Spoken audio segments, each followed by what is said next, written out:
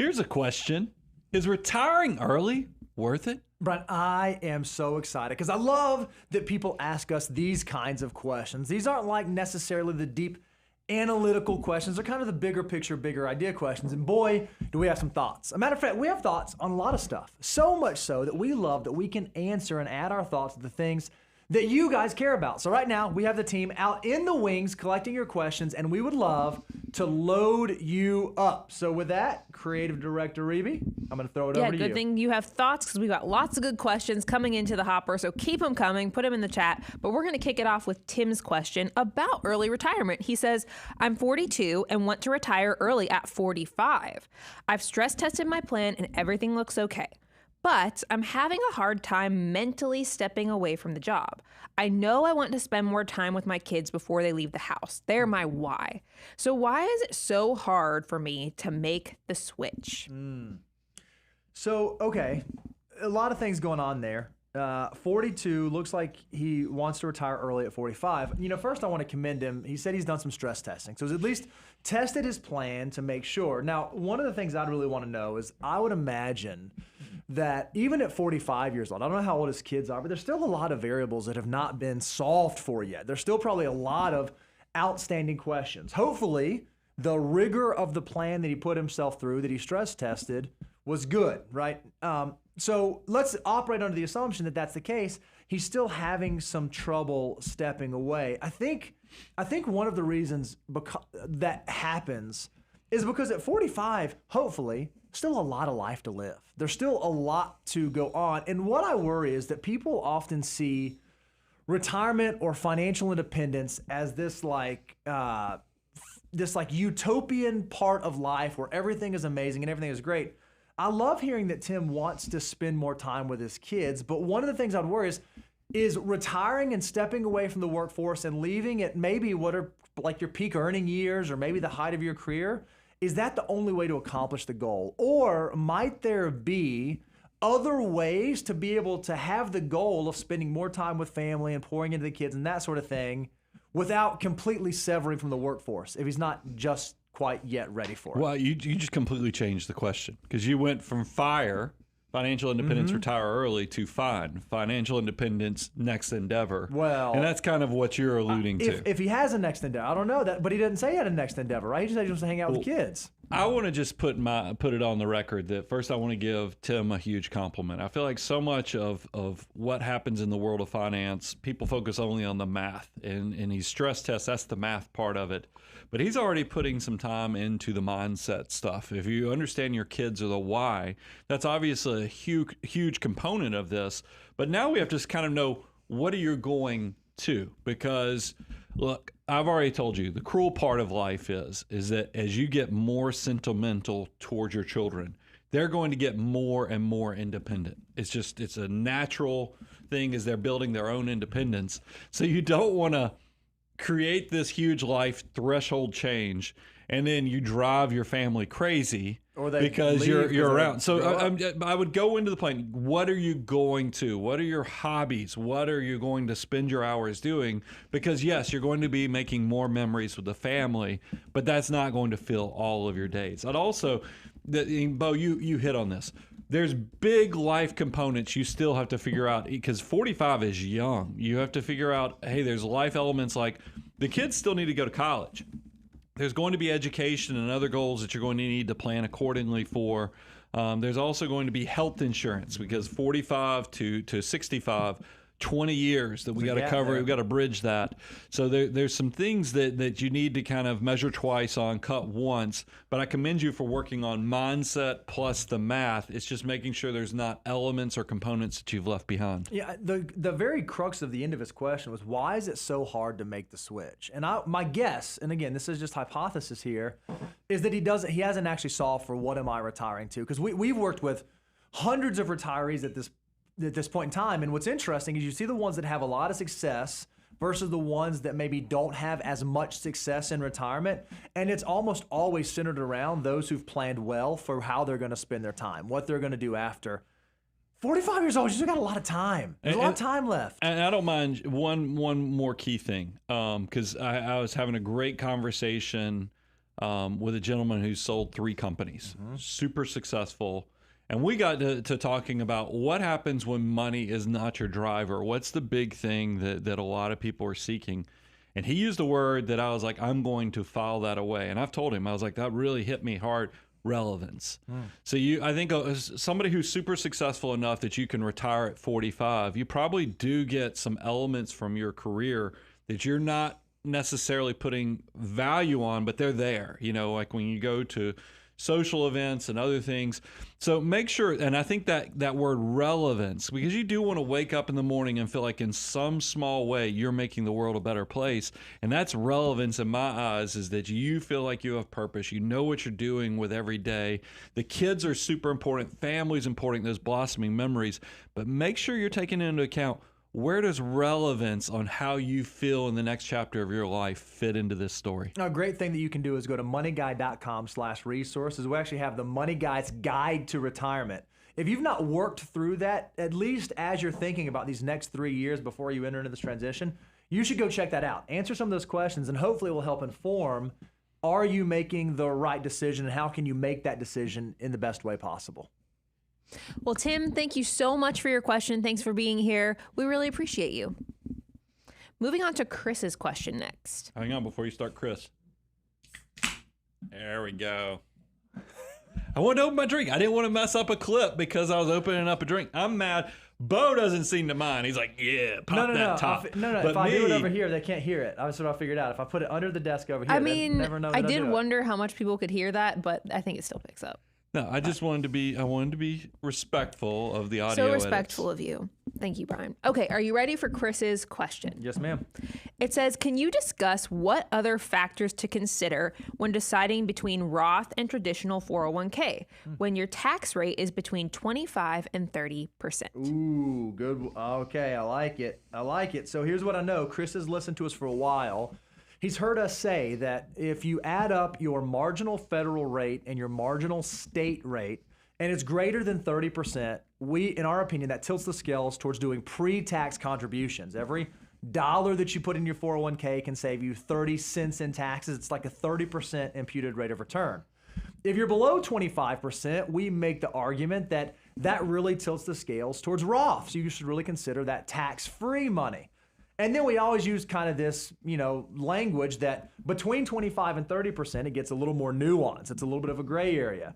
Well, the gray area is exactly what Chris is asking about. Hey, what stuff exists in the gray? What things are there I should know about, and how can I know which one is right for me in my situation? Yeah, there's 2 big things I wrote down. First of all, time. Y'all know in the 3 ingredients to wealth creation, time is the most valuable one. So if you're young, you have more time for the wealth multiplier to kick in and the compounding growth to actually work harder than you can with your back, your brain, your hands. So that's a big component. If you're somebody who's in that 25 to 30, but you're in, you say, your mid-20s, that is powerful. And you're like, well, maybe we want the tax-free growth to multiply that money as much as possible. Versus if you're a 40% tax bracket and you're like, my money is worth a lot, but it's not the same for the 25-year-old. That's a big part of it. Second thing, goals. I think about somebody who's part of the FIRE movement or FIND movement, the next endeavor like we talk about. You might need a bridge account that's going to get you to that retirement, the access point, if you're retiring before 55 or 59 and a half.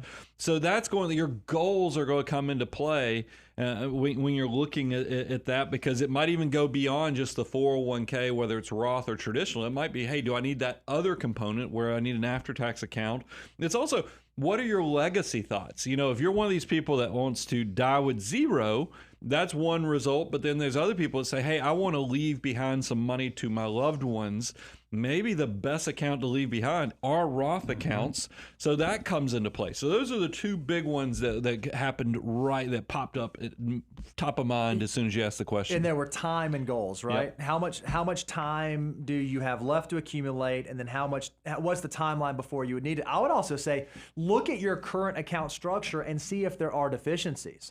Perhaps you're someone who's been in a higher tax bracket and you've built out tons of pre-tax assets, but you really don't have a lot of Roth Roth assets. It may suggest that you should continue building up Roth, or maybe there's something that would be valuable in even you getting that 25, 26, 27% tax break this year, and those freed up dollars will allow you to do something else. I think looking at it's one of the reasons why if you do our annual net worth template, we actually put on there your 3 buckets. I mean, right there you can see how they are.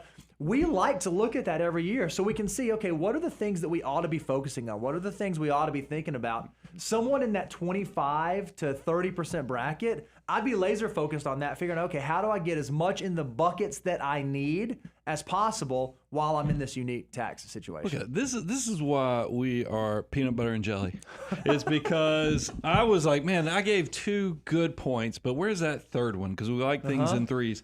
TGA, man, time, goals, account structure. Look at that. That's some solid stuff. You just called us peanut butter and jelly. That's amazing. That's cute. That's pretty good, right? I liked it. That's pretty good. I like it.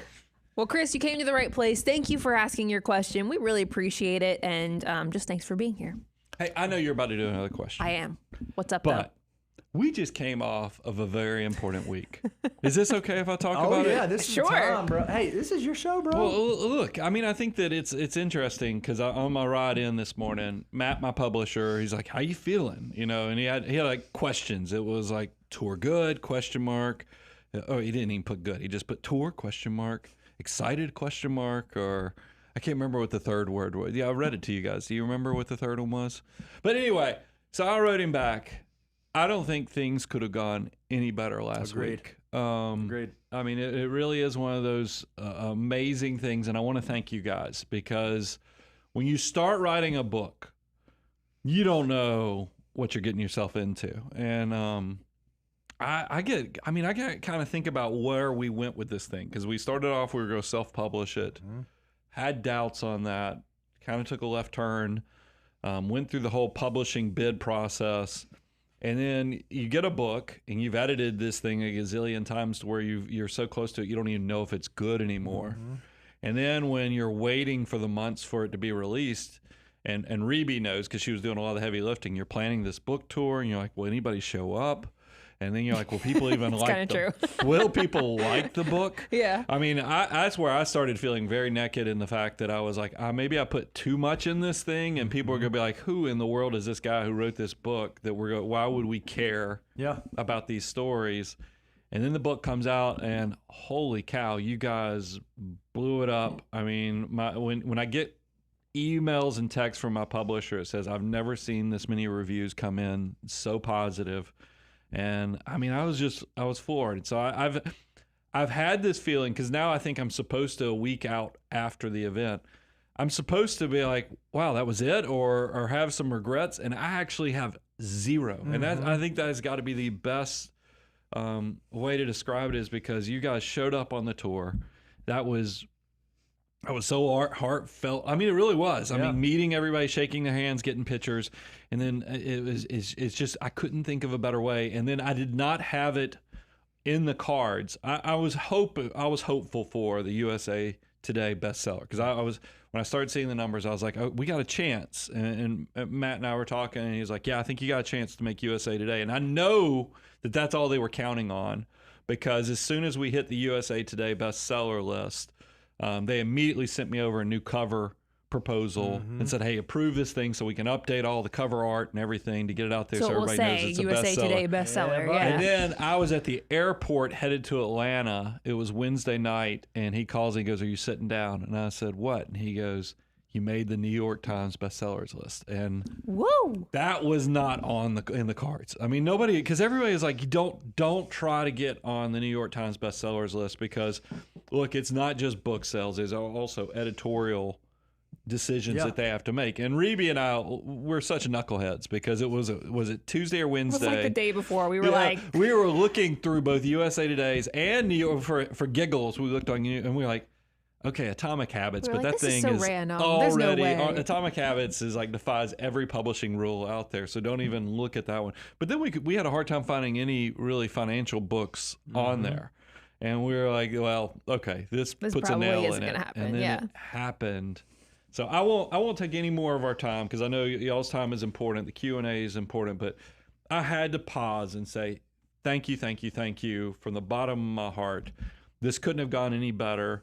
I just feel so much gratitude in my heart, and I just wanted to thank you guys because it was well done by you guys, the audience, by Reby, you and the team. Poor Megan being my understudy for the speech.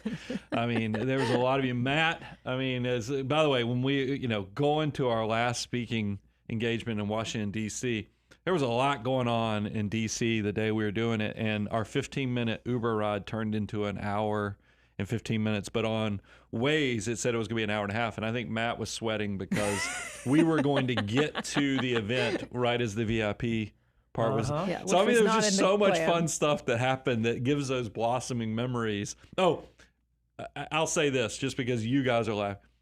I'm on a flight, and we had an unfortunate thing happen to just me. I'm sitting, I mean, we won't even go into details on it, but it entertained the entire team. But I was like, this is what happens on a Money Guy book tour. It's a blossoming memory. Blossoming memory. Y'all kept saying, it's like, Brian, I know is traumatizing as that was.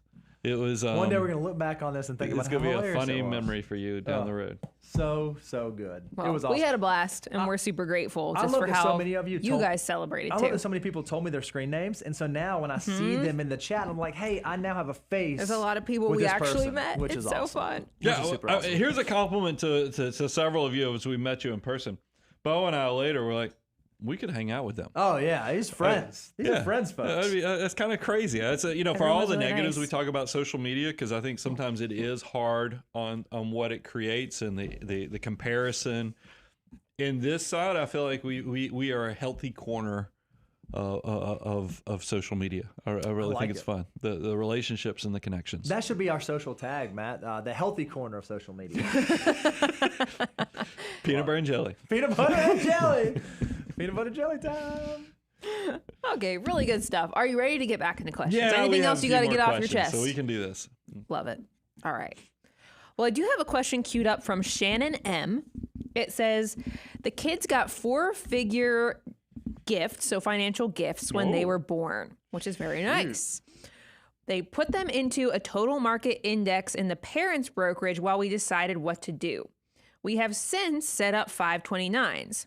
So, do we move this money to the 529s?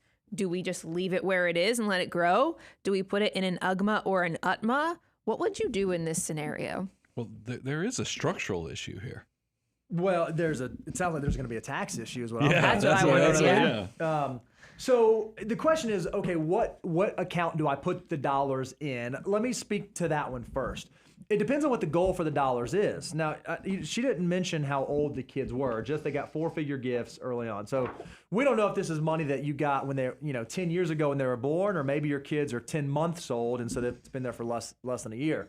But whenever you're deciding what to do for kids, you need to recognize that different types of accounts have different structures to them with different benefits. You mentioned a few. 529s, it's an amazing way to save for college education or for private K through 12 education. So if your goal for these dollars is to save for education, 529 could be a fantastic solution. And if you happen to live in a state that has a state tax deduction, not only can those dollars grow tax deferred, be tax free for education expenses, you can get a tax deduction on the front end if you live in one of those states. If, however, you have a less certain idea of what you're going to do with them, like maybe it's going to be for a wedding, or maybe it's going to be for the first car, maybe it's going to be for, fill in the blank, then an UTMA account might be a great solution where you serve as the owner of the account, and then you have a beneficiary who's a minor as the beneficiary of the account, and it can continue to grow, and then when they get to 18, it becomes their dollars, and it can be used for any types of purposes. So I think you have to answer the question, what's the goal of the dollars? Now, you bring up a very interesting thing, Brian. Their current strategy, let's assume that the dollars you said I put it in the parent's account and we invest in the total market index. It creates some friction, and that friction gets bigger and bigger and bigger as time goes on. Would you suggest if the money's for the kids, should they leave it in the parent's account until the kids get of age, or should they do something else? No, I definitely think that, because there's several things that I was immediately thinking of. Taxes is a big part of this. Plus, I think it's a solid point to say friction costs. Because look, you don't really own the assets. I mean, if they stay, if the money was put in the account, minds could change. I mean, because it's a promise is all it is right now. That's right. And that's one of the things. So, and that's why the government's going to say, nope, they pay the taxes, not you. And all these tax favored things we could do with 529s and custodial accounts, those don't really count because they still kept the strings on it. So the ownership and control matters. Structure matters just from, I mean, I love the tax favored way that these accounts could grow if you actually get it into the 529 or the custodial accounts. But you just have to, the why or what the goals of this money have to intersect appropriately. But you should know the ins and outs on that. I will tell you, over the weekend, I just got the letter from the custodian saying my oldest daughter's account now officially has to not be a custodial account because, you know, whatever your age of majority is in your state, they're going to start nudging you to turn that into an individual account. And by the way, you lose complete control and access and everything. So your now legally adult child has access to these big accounts. But we all know that maybe even though they're legally adults, have they learned how to do money well enough that you trust them with these large sums of money? Because a four-figure investment for a newborn is going to be a chunk of money by the time that they reach the age of majority. So I would take that into account. The goals really are going to drive a lot of this. That's why 529s, custodial accounts, but get it outside of the parents. And probably now you have to do a tax analysis to see, and the parents are going to have, or grandparents are going to have a decision of, do we just now re-gift? Maybe they're flush enough, they just give you the market value in cash in the 529 or custodial account, or do they need to liquidate and y'all figure out who the heck's going to pay the taxes on it? There's all kind of complexities. That's why I like the idea, if you're going to do these type of goals, kind of begin with the end in mind so that you're not coming back 4 years later with the complexity of, man, we should have known how we were going to put it in structure wise, so we didn't have to turn this awesome intended gift into a complex transaction. Yeah, the context, Shannon said that the kids are 3 and 6. These were cash gifts from the grandparents, you know, when the kids were born, right, is what happened. So one of the downsides of Shannon, what you did, she said, hey, okay, we're just going to put it in our account, we're going to invest it. As that money grows, if it's in your account, it's going to be... So it's in the parents' account. Yeah. That's what they do have control. So that was my understanding. They got the money, they just deposited it. It's been growing in the total market index. So like you said, there's going to be a tax consequence if you are to sell that, but that may be okay, that may be prudent, because if you leave it in your name, you're going to continue to pay tax on those dollars as they grow, as you transact. The beautiful part is if you do get it into an UGMA, those are likely not going to pay any taxes because it's going to be taxed at the kid's tax rate, which is likely going to be 0% for a 0 and or for a 3-year-old and a 6-year-old. So odds are pretty good that it would be more tax efficient not being in your name. Now, somebody made a comment, and I just want you to speak to this, and I'm sorry I'm going long, Ravy, but you know, what can you do? We just got off book tour. Somebody said, oh man, why would I ever do this? I don't know what my kids are going to be like at 18. I don't. And you've had clients that have had that concern before. Like, why would I put money in an UGMA if it becomes their money at 18? Isn't that risky? What's the guidance you've said, or how do you tell parents to think through that? Well, yeah, I mean, yes, it is risky, but I mean, my experience, I don't think my daughter's going to go blow through all this money, because if you're doing everything you should and putting skin in the game, teaching them, doing matching funds, making them buy part of their first car, learning them to about give, save, spend. I mean, hopefully these things are accounted for with all those 20 years that they were living in your household and you were teaching them. Now, but there is the risk that they could blow it. They could go buy the Corvette, or some other nicer car that would not be practical for life, but seems reasonable for a 20-year-old. But even as we've had clients navigate this, they've been like, all right, you're going to go, you can take this UGMA account and you can go blow it, but you know, you're kind of selling you're stealing the milk and getting rid of the cow, or whatever that expression is. You know what I mean? It's just that reality is that families that are doing this, there's probably more stuff out there, and if you had somebody give you this opportunity, you should bear the responsibility of understanding this is a blessing and you don't want to blow it. Mom spaghetti. I love that Eminem lyrics have become like a standard part of Brian's. He just like says it answering. very calmly. Mom's. And what's so funny is everyone knows when he says Mom's spaghetti. We all know for what sure. he's talking Don't blow about. it. It's your What one else shot. could that mean? Love it. You know who's a big spaghetti fan? Rebecca Eichelberger. Oh, yeah, Huge pasta. pasta fan. No, huge. she's Did you an not know that Italian. before last week? We don't have to give her maiden name, but if you know her maiden name, you'd be like, okay, this On makes very good sense on why she loves. Come by by it the way, honestly. I watched a little part of her judge a waiter so hard when they said, I don't like red sauce. Oh, yeah. Oh, wait a minute. You cannot give me an opinion on pasta if you don't like red sauce. I could see it in her face. I could totally see it in your face. Wrong or disagree? It was true. Yeah. It was true. Well, Shannon M., thank you for that question. We really do appreciate you being here and submitting it. We're going to move on to Chris's question. Are you ready? Yes, ma'am. It says, what's the best way to transition from spender to spender from saver? Sorry, got that backwards. There's not a problem in America where we have trouble transitioning from spender to saver. I feel like that is, we are just the opposite of that. Okay, I'm going to start that over. He said, what's the best way to transition to spender from saver in retirement? I know that's something that I'm going to struggle with. So he's looking ahead. What type of mindset shift or advice do you have for him as he thinks about that? Well, you're not alone in this, Chris, because one of the difficulties that we see with financial mutants all the time is that all you're asked to do is exercise discipline for your entire working life and save money from the time that you start working all the way until the time you start working. And then magically, you're supposed to be able to flip a switch and be able to start spending that money.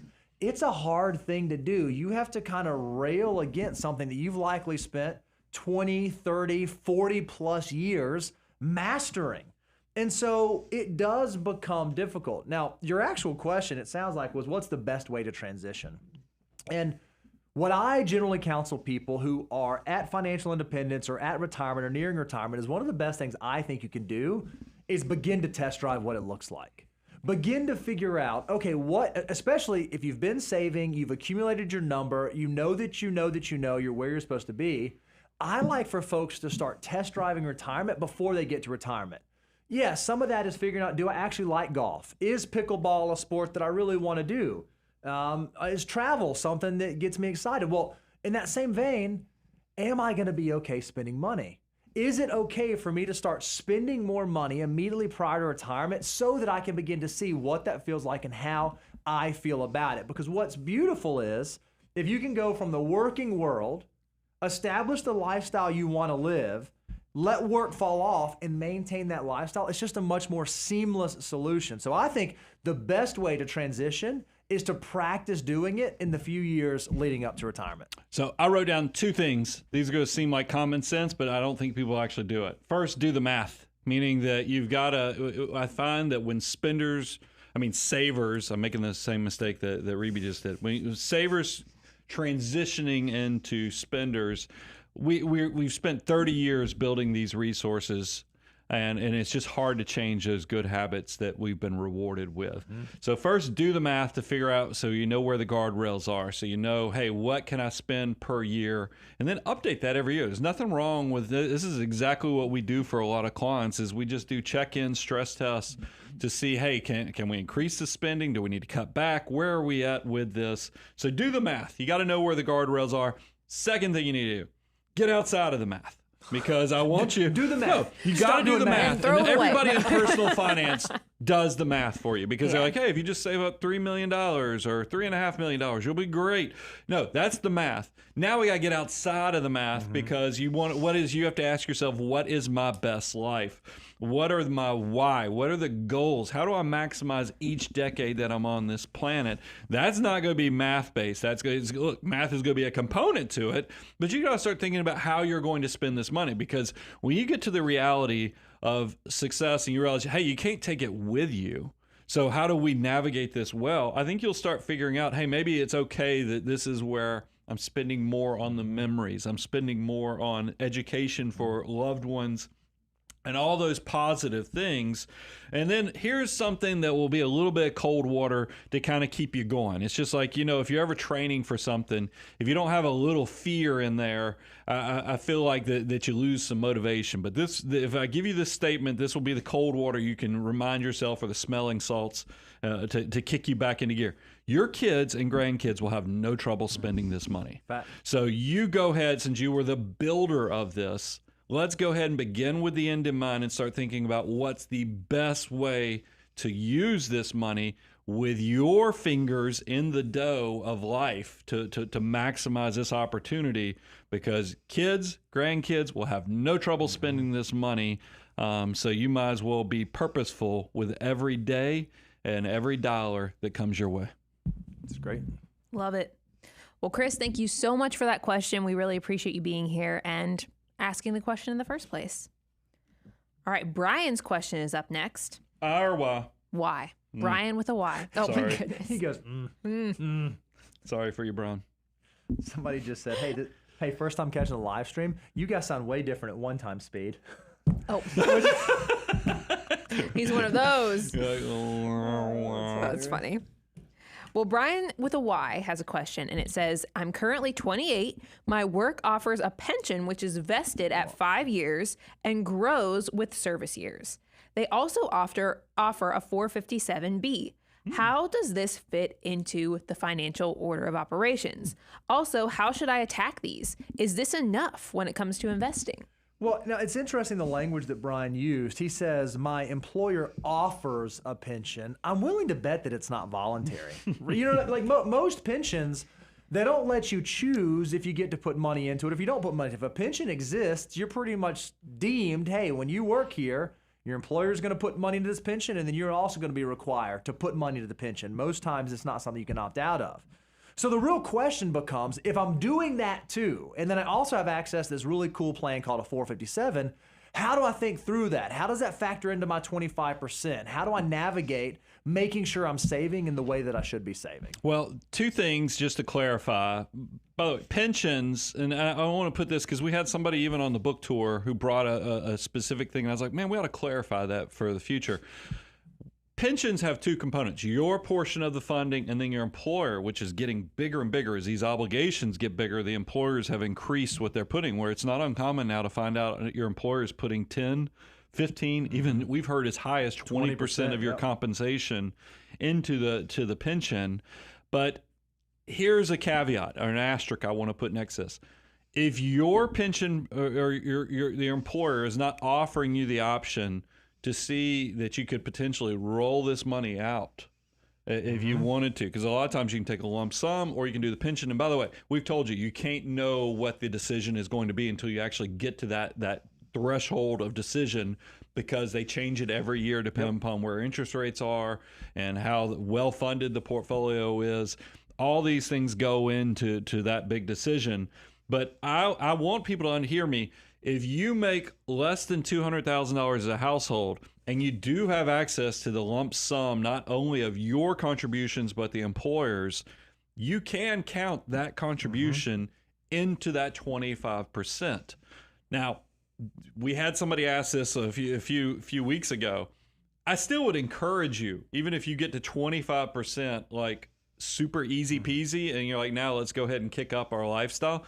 Let's fund the Roth and just do some basic things just so you don't push all lifestyle into this decision versus, just because you have a very generous funding of the pension, because there's a chance if it's this generous, maybe it doesn't stay this generous forever. The second thing you asked about 457s. 457s are great, and they were designed where they have no early withdrawal penalty. So it doesn't matter what age you retire, you're going to be able to get access to these funds without paying that 10% penalty that most 401ks and 403bs have if you're under 55 or 59 and a half, depending upon how your exit was structured.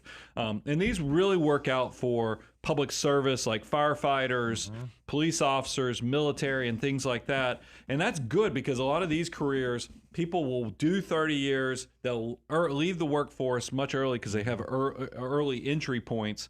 Those things integrate well, and I love the additional flexibility that both of these plans offer for you. I think even people with pensions, at least in our experience working with clients who have had this background, even people with pensions like having the freedom of liquidity outside of their pension because it gives them the choice to have more options earlier. Maybe, a lot of folks, they'll hit their pension, they'll hit their like fully tenured pension amount, and they'll exit and they'll go find another job. They'll go do something else. Well, if you've been saving diligently and you have a liquid portfolio even built outside of that, maybe you actually do get to truly retire early, truly leave the workforce early, or it'll just create flexibility where you get to define what the second half of your working career, what the 2.0 of your working career looks like. Last thing, Brian, if you haven't been there 5 years and you're 4 years or beyond or 3.5 years beyond, pay attention to that vesting, because what used to break my heart when I worked in county politics and government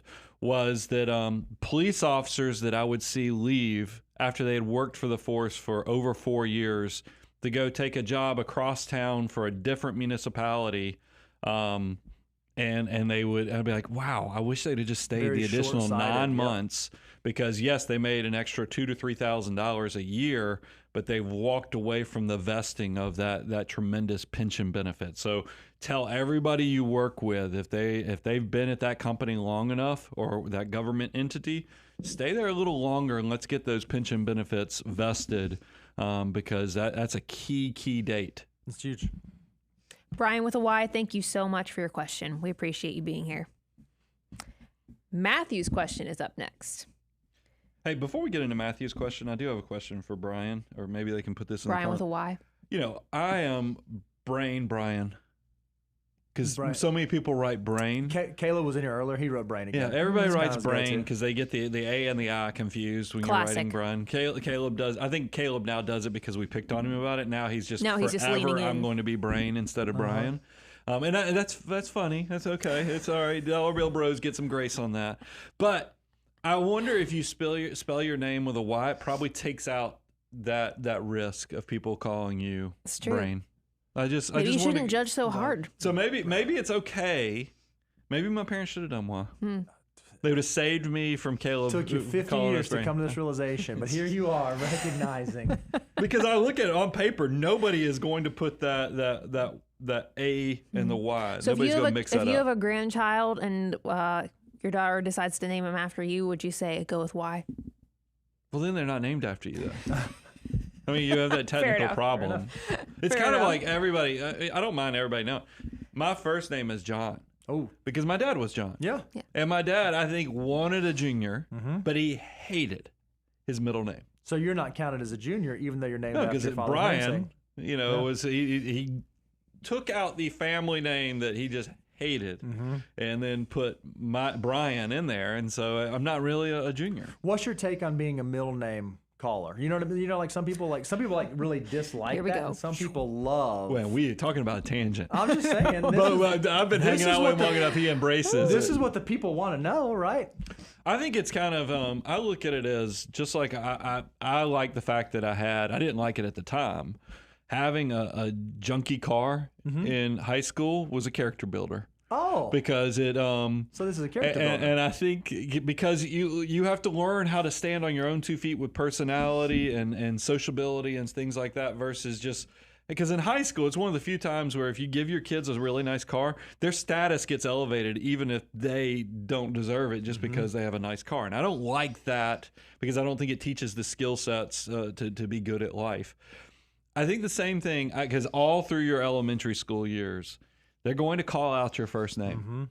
And so you have to, and by the way, every trip I go on, if I'm traveling international where they have to use my passport, I can't let people know my name is Brian. I'm on cruises and everybody's like, John, how are you doing? And I'm like, I'm doing great. Because you can't change, if you have to tie to your passport. Builder. You have to tie to your passport. So every Disney cruise, they're like, John Preston. And I'm like, yep, yes. that's me. Because you can't change your key card, it has to match your passport. So it's a character builder, and I mean, if you wanna, it's like naming your kid Sue. Okay. I mean, it might make them stronger, or it might break them. Yep. You have to kind of figure out what you think you're creating. I just didn't expect you to compare your name to having a junky car in That's high what- school. That but just, I was honestly, like, when wow. that analogy It's a character started, builder. I was like, I don't know what it's going I to, but know. somehow, I think he in true doesn't Money like Guy it. fashion, he married it together. This brain, it is crazy as all can be, but crazy. man, is it a moneymaker. I mean, it is. I mean, it is what I'm telling you. If it wasn't doing this, it'd be doing jingles. Oh. Now, 96% of them would be absolutely horrible. This is why I don't like doing the TV, the news interviews, because they only give me 3 minutes. I'm not going to give you anything good in 3 minutes. I'm going to think of I think six you've things done I very should have well, said. actually. But you give me don't a enjoy it 30-minute as show, much. I'm going to give you something dynamite something good in in that, in somewhere in that 30-minute show. This brain's going to connect some different paths, and it's going to be like, yep, there you go, there it is. Nailed it. There it is. Didn't Well, see that was one all for coming, free. Did you?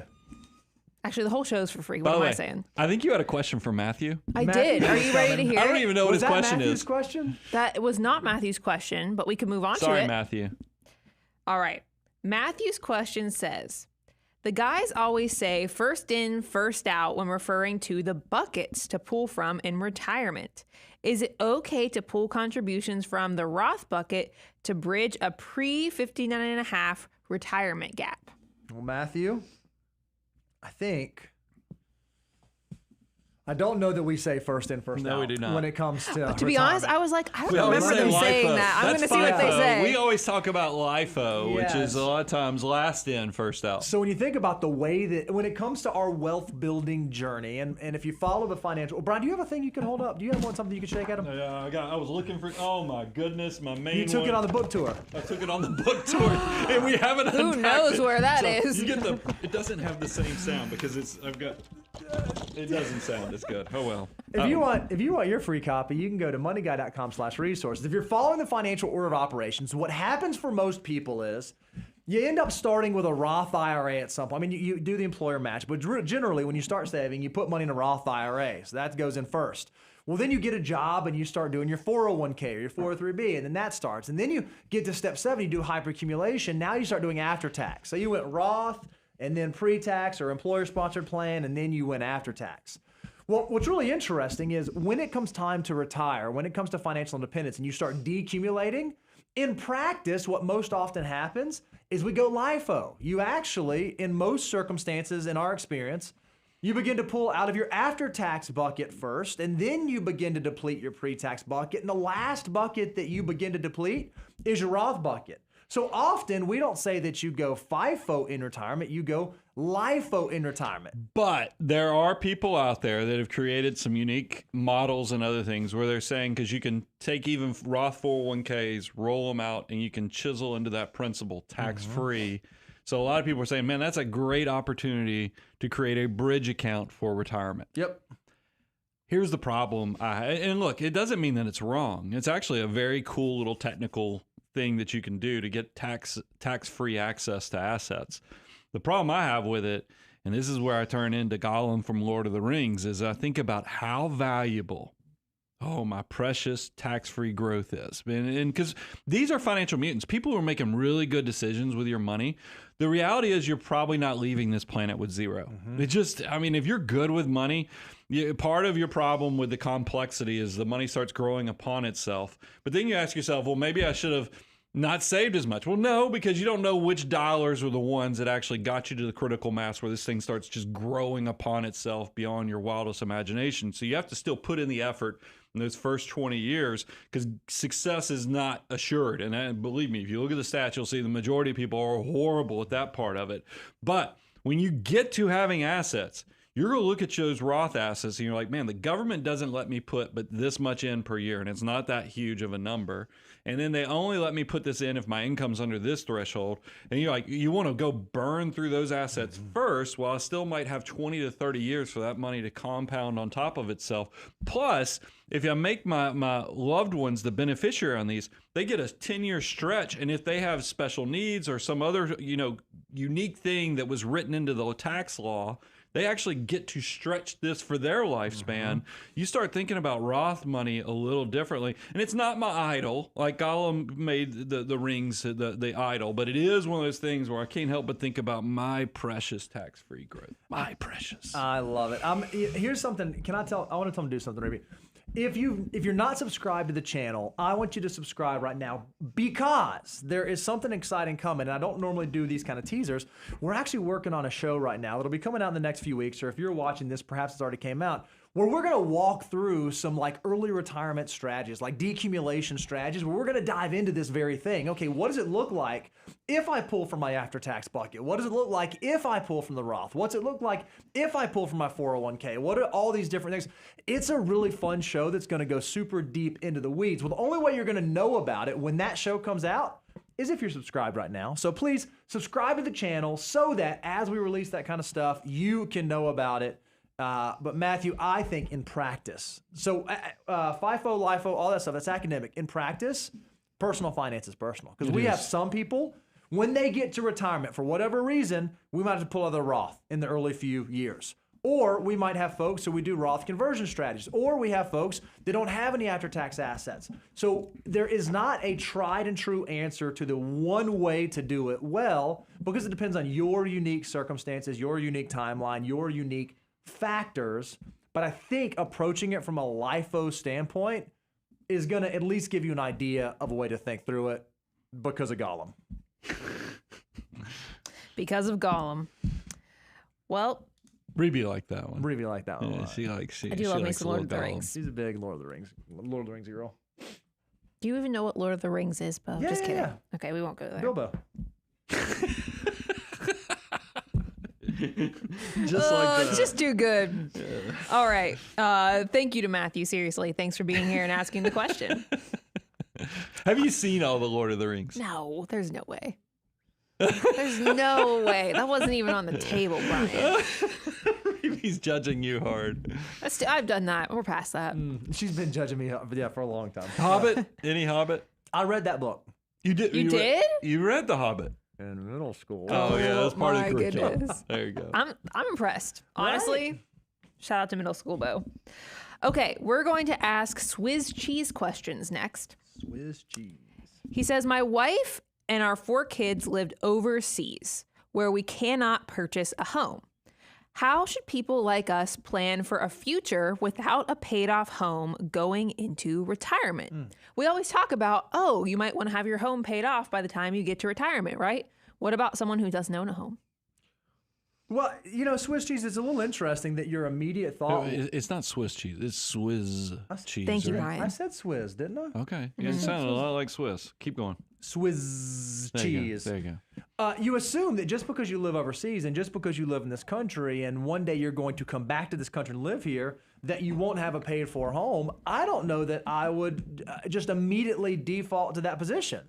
What you may have to do is while you're overseas, while you're earning an income, while you're building wealth, while you're growing your portfolio, one of the whys that you might be saving for might not just be financial independence so that my dollars can provide for my living expenses. It might be that, hey, when I come back to the States, I want to be able to buy a home and I want to be able to save up enough money that I can buy that home in cash and then I can pay for that home. So I wouldn't completely rule out just because you're not paying for a home right now that you won't ever have the ability to pay for a home. And yet, I also want to make sure that home ownership is something that makes sense for you. You said my wife and we have 4 kids. Well, you may decide like as your kids get older and as your kids leave the house and maybe you don't come back until like post kids leaving the house, home ownership may not be something that you want. I'm amazed at how many people think. I have a dear, dear client out in San Francisco, and I had this conversation with her last week. And she's like, I gotta buy a house, gotta buy a house, gotta buy a house. And I said, why? And she goes, well, I'm getting older. Don't I need a house? And I was like, well, if you want a house, if that's something that you would derive value out of, but there's nothing wrong with renting. There's nothing wrong with having a place where you rent. You don't have to have a house to be financially independent. You don't have to have a house to be able to build wealth. It certainly can be part of it, but I just think so many people, especially today, are falling in this trap of, if I don't buy a house, if I don't own a home, if I don't, then I'm doing something wrong. And I don't think that I would agree with that sentiment 100% of the time. Agree? Well, disagree? I mean, here's the thing. This is why this is a slippery slope on this question is because should you pay or should you have a paid off house at retirement? Yes. It depends. That's easy. Well, it's easy to want to, the ideal Of course. But then you got Swizz shows up and he says, hey, I live overseas. So how am I logistically going to make this work? And this is why personal finance is so personal, is because you're not doing anything wrong by not having a house here in the States. I don't want you taking a holiday, coming over here and saying, well, let's go buy a house so that 20 years from now, this thing will be paid off. I don't think, because being a landlord overseas is not ideal either. But this is why personal is definitely in personal finance, because everybody who comes through the doors, I immediately try to triage your situation to figure out what do you need to do. Because I've given you guys the sad story where I had somebody that I went to church with that their husband had passed away early. They come into some money from him passing away, and they immediately, everybody's like, just pay off the house so you can be debt free. And for a lot of people, maybe that's a great decision to take out that risk of paying off the house. You'd always have shelter. But the problem is she needed some of that money to actually pay for like living the sons stuff, and living expenses and all these other things. It was not that it was a bad decision, but it was a bad decision for her specific needs and where she was with life. So that's why you have to triage every single person that comes in to say, for this person, if you took every bit of their if you took a big chunk of their retirement assets to immediately pay cash for a house, what does that do to their financial life? I have some clients that we do that. It sounded like I said do. It does happen. You did say do. Well, I didn't mean to, but we do we have clients. I was about to do it again. We have clients where that we can look at their financial situation, stress test what they need from the assets, and there is enough liquidity and assets that we say, yes, let's go pay cash for this house because that is appropriate for you. But then there's other clients, I think like this one, where Swizz hasn't done anything wrong, where you don't necessarily, or that person I went to church with, but they needed somebody to do the actual steps to figure out what's the why, what's the purpose, how does this money work, and this is why we, as financial advisors, we say it depends. So Swizz, I wouldn't stress yourself out about it, but I would maybe, as you're looking at your savings and investment rate, and you know that you have this goal that you would like to be able to pay more or even have a bigger down payment so that debt management is going to be easier in retirement, take that into account into your savings and investment rate. That's how I'd be proactive in that way. I wouldn't be trying to come to the States to immediately try to scour and find my future retirement, because life changes over 15 to 20 years. But I would plan accordingly, create some automatic behavior that at least gives you options. And then when you get to those options, let's triage it and gives you the best personal financial plan that actually reflects your who, what, when, where, and builds your abundance plan. It's great. Love it. Swizz Cheese, thanks for the question. Real heavy on those Z's. Zzz. Riley's question is up next. It says, I'm 23 and I invest 65% of my income. Wow. My brother is undergoing cancer treatment right now, and I would like to help out financially. How should I think about charitable giving early on in my financial independence journey? This wasn't your actual question, but you said something to trigger, because I had to straighten this up with someone else. Charitable giving, generally speaking, when people talk about charitable giving, they use that expression, talking about the tax-deductible version of charitable giving. When you are supporting family members or individuals, that is not a tax-deductible expense. I'm just throwing it out there because people don't realize that someone said to me, hey, I've got a friend and they're in need and I want to give them some money. How do I do that in the most tax efficient way? And I'm like, ooh, there's not, that's not what it's about. That's gifting. That's gifting, but it's not, you don't get a deduction for that. That part is right there. Unless it's legally structured that way. Because I have had somebody where there was like a scholarship fund. That's right. Through a church. That's right. That I've given money because they were trying to specifically help out this family. Yep.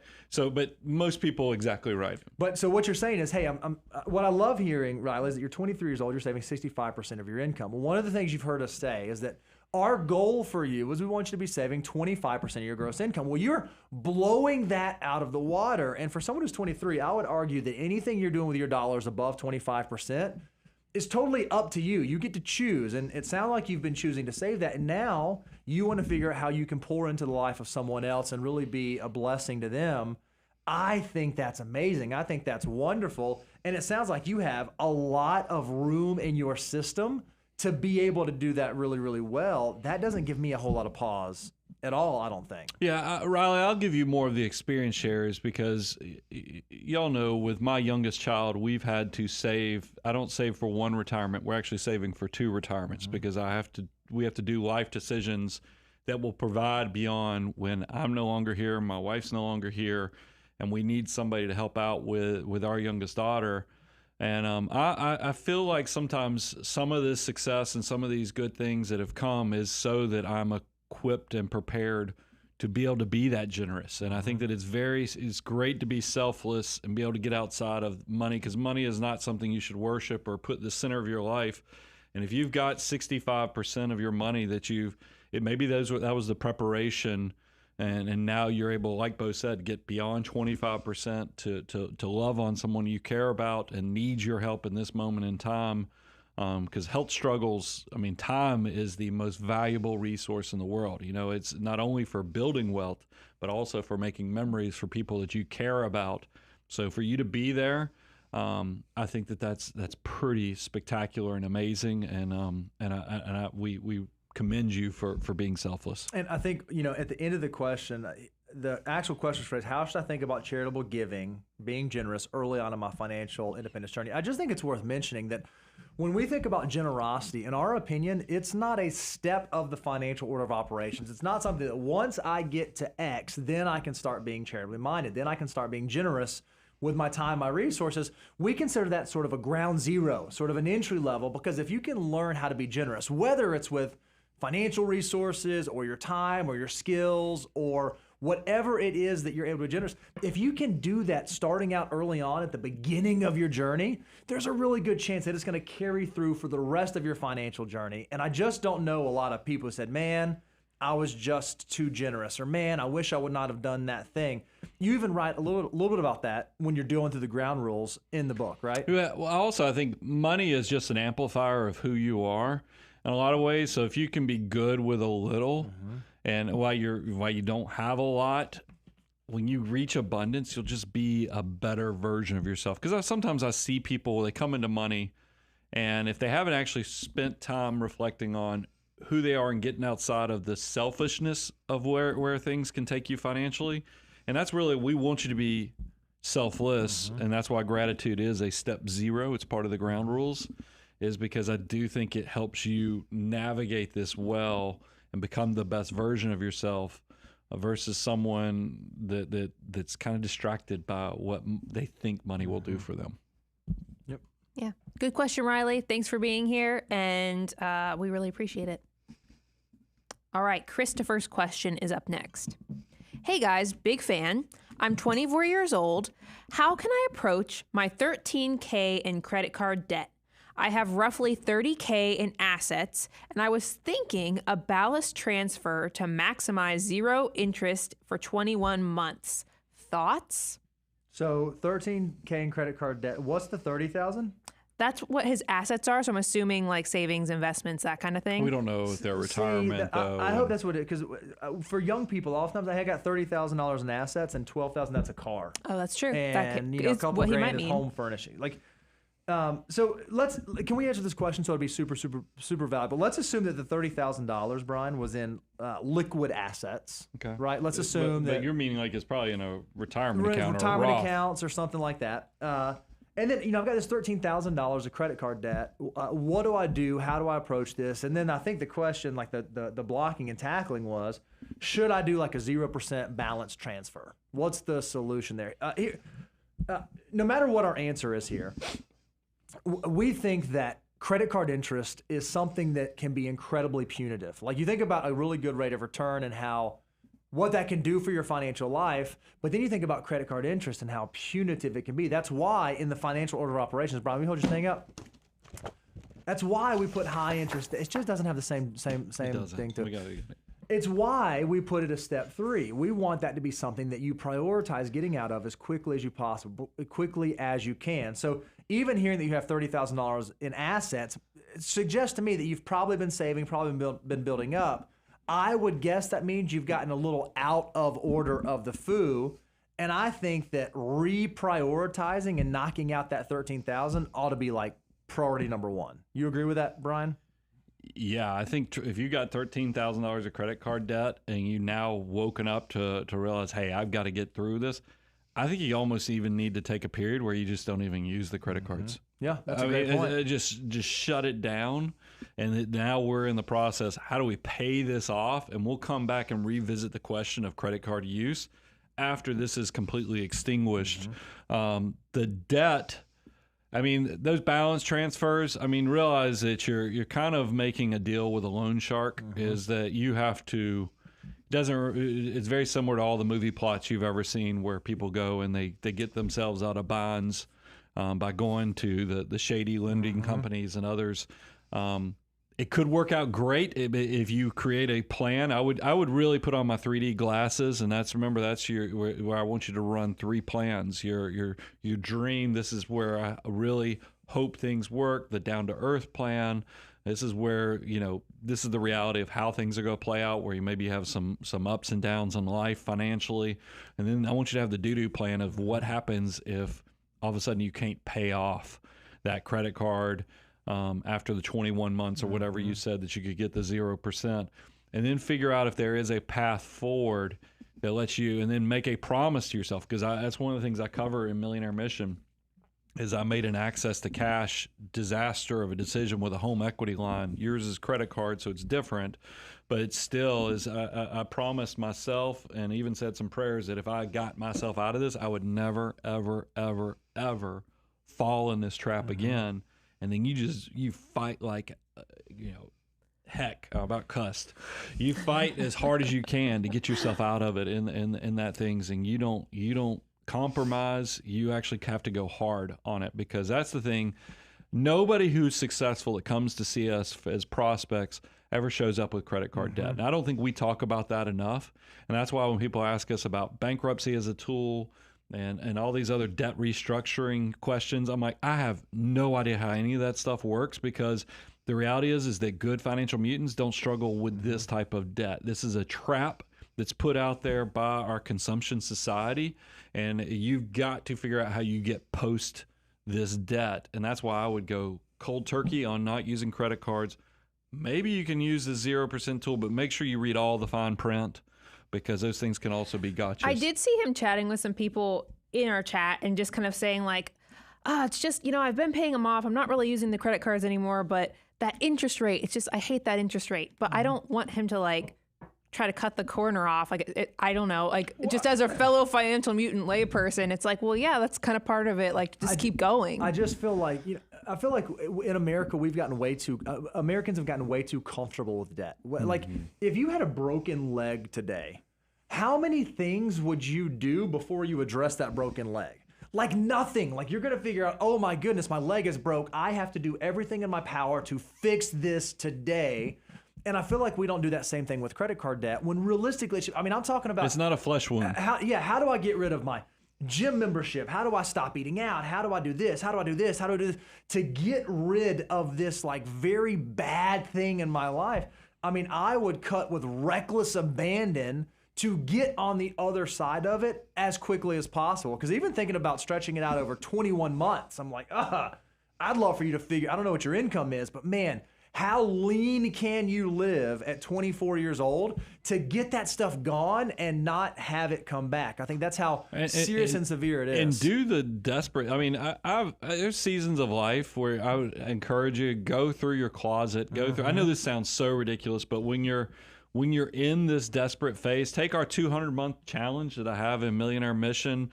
But I think about the fact of golf clubs, workout clothes. Because you can, by the way, there's a market on, like, I don't know how many consumption traps that you've fallen into while you built up this $13,000, but maybe you need to do all the crazy things of cleaning out and selling and reselling some of these things to see, can we turn the 13 into 10 from just what you already have? Stuff, yeah. I know that sounds crazy, and that's what, I'm not a latte effect type person. You guys know, I think that it's the big decisions that get most people with their housing and their cars. But when you're in this type of situation, Christopher, there is nothing off limits. This is where do a budget. Gut this budget down to the bare minimum so you know what you're actually supposed to spend, compare that and track what you're actually spending, and then cut without mercy. Yeah, no, I think that's good advice because he's young. Like, 24, not to man. take away from the difficulty, but the time it would take him to knock this out if he really went for it and didn't try to get fancy, even like. In the be scheme of quick. things, it wouldn't be that long, and then he'd be set up for success. So, Christopher, I'm really glad you're here. It sounds like you're on the right path. So, I hope that the guys' thoughts helped you out, and we appreciate you being here and asking your question. We love answering your questions, and that's why we made moneyguy.com/resources so that even when this live stream is over, there are tons of resources free there for you to use to continue these conversations, to continue helping you build that confidence in your finances so that you can focus on what really matters. So be sure to check that out. And then, of course, we'll be back here every Tuesday at 10 a.m. Central, hanging out with you guys some more and talking personal finance. Yeah, I mean, the big thing, we just came off the Millionaire Mission book tour. Big thank you for that. One of the things I always talk about when I want everybody out there and my hopes for you creating your own millionaire mission is that my hope is that you create your own millionaire mission where instead of you working for money, your money actually starts working for you. You actually get to own your time. We had some questions today that just completely encapsulated that. So I want you to get outside of yourself, start saving for the future, and respect the foo. I'm your host, Brian Preston, Mr. Bo Hansen, Money Guy Team, out.